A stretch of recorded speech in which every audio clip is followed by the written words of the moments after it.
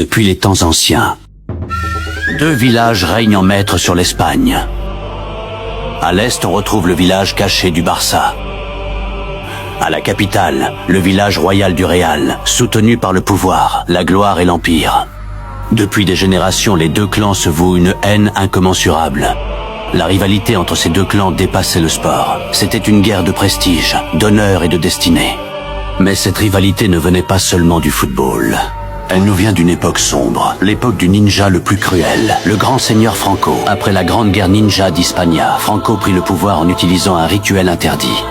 Le village royal du Real devint alors le symbole de l'autorité centrale, le club des puissants, le club du régime. Pendant ce temps, le Barça représentait la résistance face à Franco et une voix que beaucoup voulaient faire taire.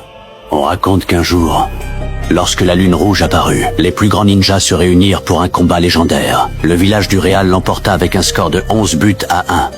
Franco avait ordonné à son armée de faire pression sur les Catalans. La peur entra alors dans les vestiaires comme un genjutsu interdit. Certains y virent du football, d'autres une démonstration du pouvoir de Franco. Et depuis ce jour, quand le Classico commence, ce n'est plus un simple match. C'est l'histoire qui revient se battre. Chaque tacle porte le poids du passé. Chaque but rallume les anciennes blessures. Ce dimanche, on va assister à cette rivalité entre ces deux clans. Qui l'emportera cette fois-ci ?